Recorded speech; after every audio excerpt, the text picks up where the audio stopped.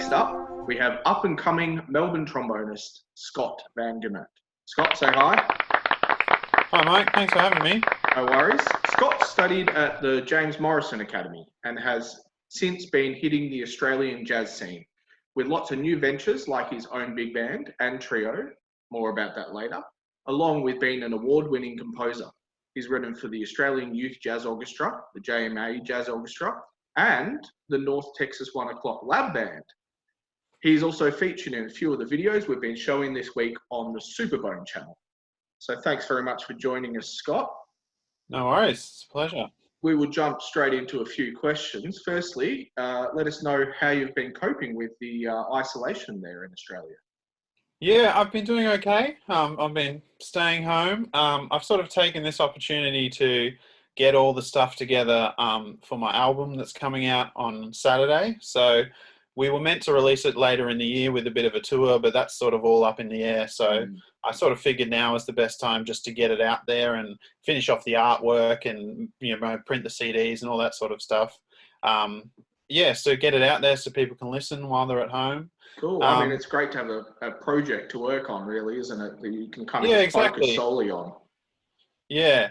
And it was school holidays here for a couple of weeks. We've sort of just gone back to school, so had a bit of time for that. But now I'm busy working out how to do various online lessons at schools and stuff. And so for some of them, I'm doing live lessons, and some of them I'm recording videos for them each week and that sort of thing. So working out all the technology for that sort of stuff as well. Yeah. Brilliant. Good to hear. You know, it's always difficult to keep busy when there's no end in sight. So that's great to hear you've been able to sort of progressive and trying to work on something. Yeah, there's been a bit of time where I sort of haven't known which day of the week it was. It's all feels the same, but yeah, coping okay. Brilliant. One thing we like to know is what's your influences? Who's your favourite kind of jazz trombonist at the moment? Yeah, it changes a lot, but at the moment I've been really into this guy who lives in Brooklyn called Jacob Garchick.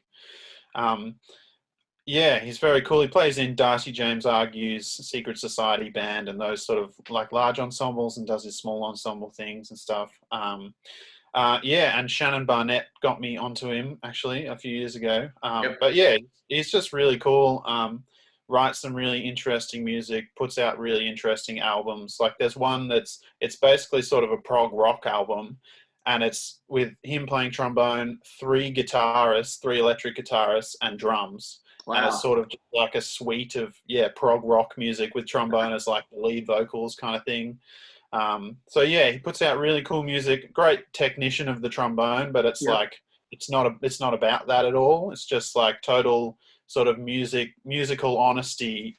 Yeah, I mean, it was interesting. I did have a listen before the interview of a track you sent, and it reminds me a little of Ray Anderson in that, you know, there's a lot of expression in his playing, and the focus isn't on, you know, harmonic diversity or intensity. It's more about the emotion that he's playing, you know, and I find that playing is really great to listen to, because you don't quite know what he's going to play, and sometimes it might be a little off center, but it takes you somewhere else that, you know, a lot of other people can't get to. Brilliant. Yeah, that's summed up really well. That's what I really love about him. Yeah. And there's so many young guys like yourself out there that are really pushing the boundaries. So you know, cool. Let's move on. What would you like to take from his playing specifically? Yeah. In terms of sort of trombone stuff, I really like his control over his tone. It's like it's very varied through a combination of electronic things, but also just physicality. Yeah, it's very varied, very expressive, which is really cool. And the way he controls that and uses that is really cool. And yeah, the way he can get around the horn so fluidly that you like don't notice that he's suddenly sort of, you know, arpeggioed over 2 octaves or whatever it is, that sort of thing. Just the sort of effortlessness and the commitment to pure sort of honesty musically. It's like, this is exactly what I want to hear, what I want to play, and I'm just going to put that out there. no matter if it's not, if it's a bit left of center or a bit, unusual. Yeah. It's like, that's what I'm hearing, that's what I want to play. And it's the same thing I find him as a band leader as well. It's the same thing, like that album I talked about with the guitars. I don't think I've never heard of another person doing that, another album like that. But yeah, he went with it and made it, and it sounds great. Sounds really cool. Yeah, phenomenal. I mean, something we can all take from guys like that is that ability to innovate and do things that other people have not done before. So pushing those boundaries. Yeah. Let's move on to yourself. Obviously, young trombonist, still starting out in your career, but you've had a few good experiences, and obviously some pretty amazing people who've been influences for you. Do you want to talk about them a bit? Yeah. So my first teacher was a guy called Aaron Vrulink, and he just taught me at high school. I'd actually been learning piano off him since I was maybe 10 or something like that. And then when I got to high school, I started trombone with him at Eltham High School and did that for most of the time through high school. And the one thing that he really gave me is that he really gave me the confidence and freedom to improvise. Before I knew what jazz was or bebop was, or what improvisation was in that way, he'd just give me a piece and then ask me to just play something, keep playing, play 4 bars and then keep playing the same thing but with a different inflection, or you choosing some different notes and stuff. And that sort of freedom and confidence to improvise I found really helpful for him, and then could obviously apply to the trombone later on when I started really getting into that and getting into learning bebop and the changes and all that sort of more technical stuff about jazz and improvisation. I sort of had the confidence to go away and try it already, which I was really thankful for.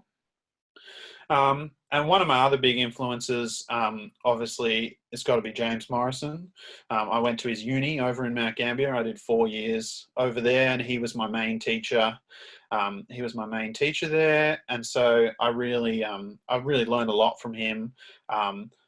Not so much technical trombone things, but yeah, lots of things about artistic vision and how to run things, and thinking wider in terms of artistic expression and that sort of thing. But yeah, he was great at, if I came in with a problem, it's I can't play this note properly, or I'm trying to play lead in this big band, how do I improve my strength, and all those sort of technical things he was great with as well. But yeah, that sort of wider musical just experience and wisdom was really helpful. Yeah. Anyone else that's been a big influence on your playing? There's a couple of local Melbourne people as well. Before James Macaulay he lives in Tokyo now, but before he moved, I used to see him a lot. Jordan Murray, we were talking about before, is obviously an amazing trombonist, and I can go and see him play quite a bit around town. And someone like Shannon Barnett, who's someone I've only had a couple of odd lessons with over the years, but she actually taught at the same school as my dad, because my dad's a music teacher as well. So I've known her for a little while, and every time she comes back to town from Germany, we sort of catch up and I go see her play again. And sort of people like that who don't necessarily realize that they would be an inspiration or a mentor to you, because you sort of have that close personal connection with them. But yeah, they're some of the people that sort of inspire me the most. Yeah. Everyone's got a bit of a funny story from their playing, from a gig that they did that maybe didn't go so well. Can you give us a story?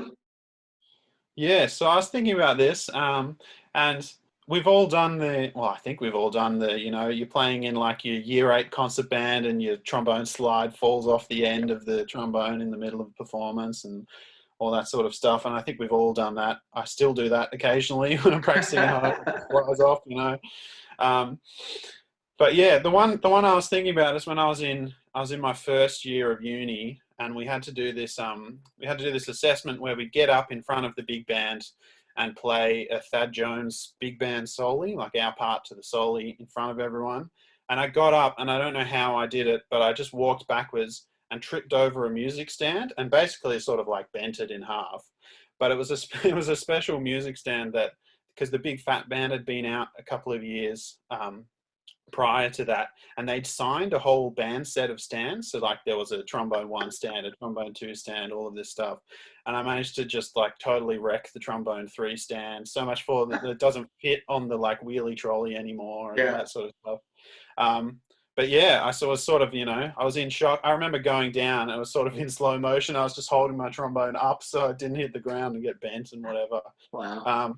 But yeah, I was just embarrassed and a bit of shock. So I just got in there and played like I just wanted to play, and then sit down again, get out of it. So I played the thing, and it went fine. But yeah, it's just funny how things happen. Stand is no more.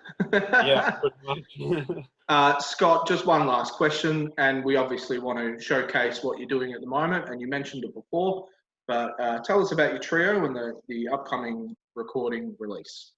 Yeah, so it's my first album, which I'm super excited about. It's with my band called Unbroken Trio, which features Theo Carbo on guitar and effects and Madison Carter on drums. So it's a bassless trio that we've been playing together for a number of years. And I wrote a 9-movement suite of music called Spark, which is what the album's called. And it's a continuous suite. So like some of the movements don't necessarily feel like they're, finished or anything, and it goes on to the next thing. And it's sort of about like my thoughts on like particular ideas or particular moments. So that's kind of why it's called Spark. And it's sort of different reflections on that sort of thing. So there's like the more sort of concrete, like fire related kind of words. Like there's the first piece is called Ignition, because it's about that sort of, starting it off, and flicker and glow and those sort of light terms. But there's also sort of more abstract things like moment, and the last piece is called Comprehension. And it's sort of about thinking about different moments and just like how they're inconsequential, or what effect they have in the long term, or what happens in that kind of particular moment. It's sort of the vague inspiration for the music. I don't tend to write like too much music really based on like ideas and stuff, but that was sort of the general thinking towards it. Yeah. It sounds really interesting as a concept. You've put it all together in a suite, and it's all connected, but then, all these different kind of emotions coming out there, and that's fantastic. I actually really, really want to hear it. So it comes out on Saturday. Fantastic. You can find it on Bandcamp, and it'll be on all the streaming services and all those sort of things. But great, we will put a link to that in the comments, so all you back home can find it. So really looking forward to that, Scott. Thanks so much for joining us on the Superbone channel. It's been good to catch up with you. Yeah, you too. And hopefully lockdown gets lifted soon, and we can get back to what we all do best, and that's going out and playing our trombones. And and hopefully you can get back to touring that CD. So fantastic. Hopefully. All right, well, keep in touch, and thank you very much for joining us. No worries. Thanks so much for having me. You've been watching an interview for Trombone Week 2020 on the Superbone channel. Thanks so much for watching, and if you enjoyed it, please like, share and subscribe. We'll see you again.